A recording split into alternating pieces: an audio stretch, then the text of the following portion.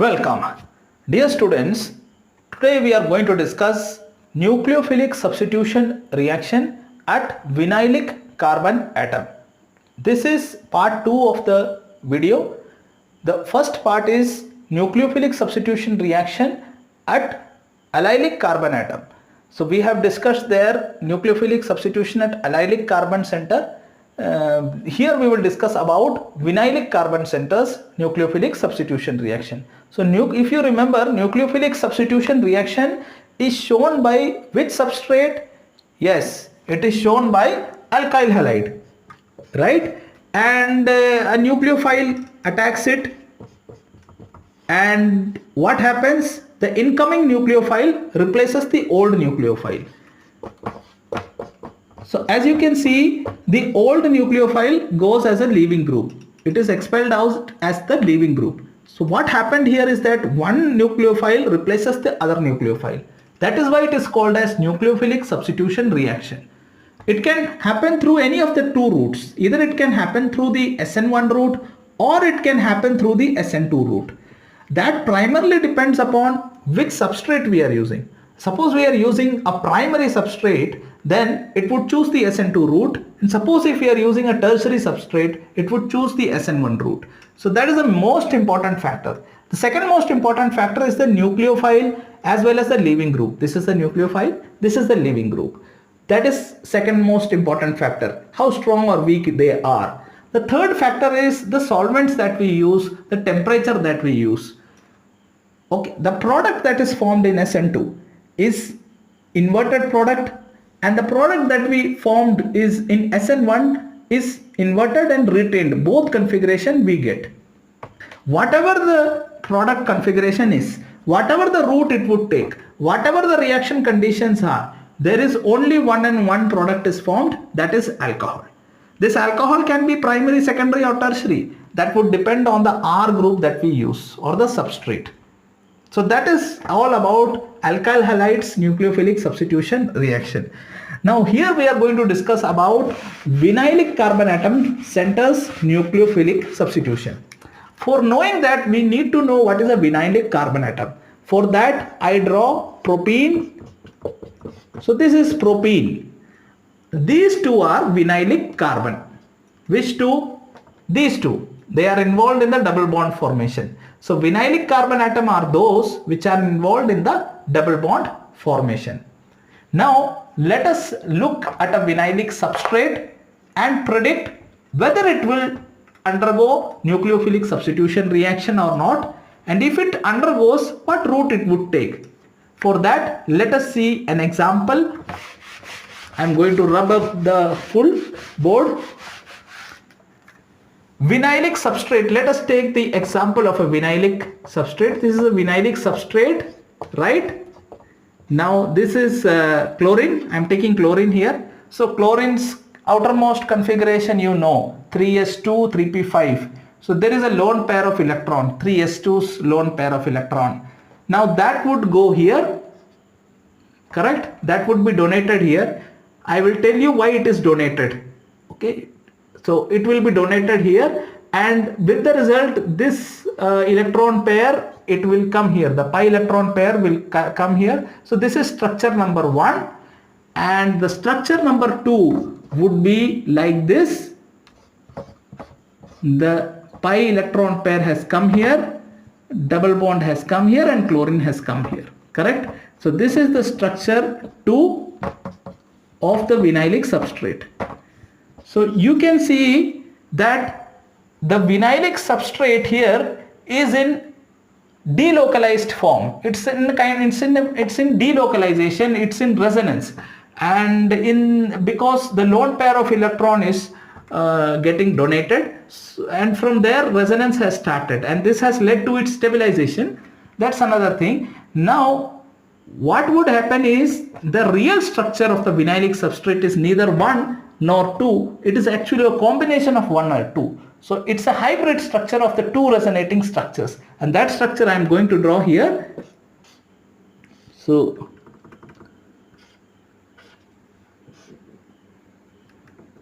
this is the structure, resonance hybrid structure.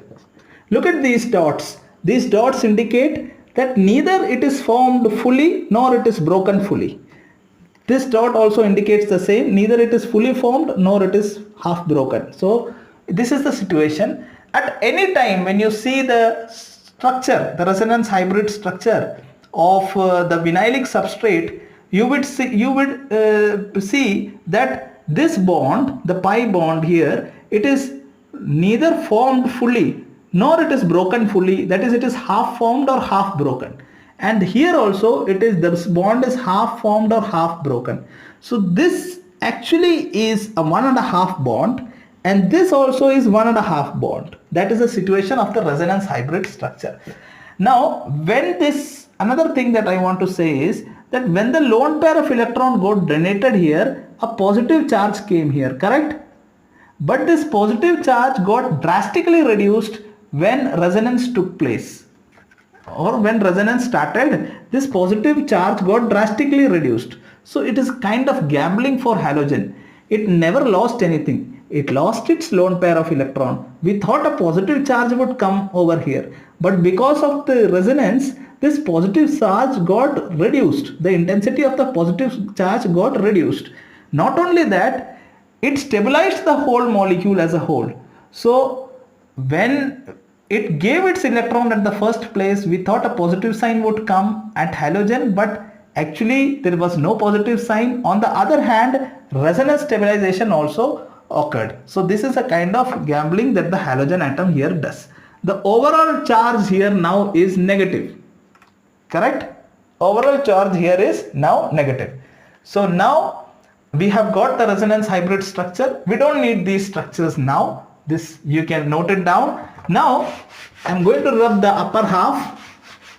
Now we will see whether it undergoes nucleophilic substitution reaction or not. Okay, so this is the normal carbon halogen bond.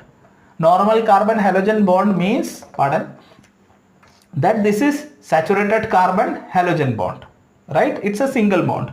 This is something else, right? This is a vinylic carbon halogen bond. What is the speciality of this bond? This is not a single bond. This is actually 1.5 bonds, right? Here it is a single bond, I agree.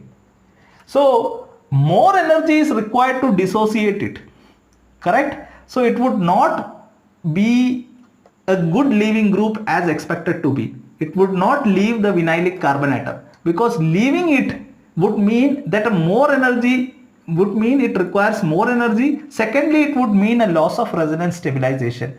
So it would never leave the carbon, correct? So you know that it has to leave. If OH has to come, it has to leave, but it won't leave. So this kind of substrate, the vinylic substrate, would not undergo or would not show nucleophilic substitution reaction. So nucleophilic substitution reaction is not shown by vinylic substrate. Why?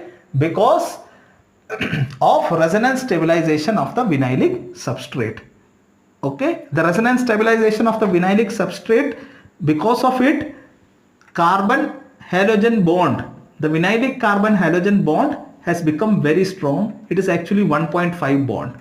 Not only that, if halogen goes, it would mean a loss of resonance stabilization. So it would not undergo nucleophilic substitution reaction. How? At very drastic conditions, in very drastic conditions only, it will undergo nucleophilic substitution reaction. For that you require a very strong base, a very strong base. In that condition, it would select the SN2 pathway.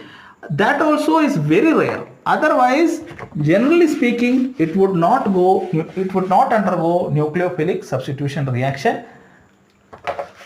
Dear students, you might have noticed in one thing.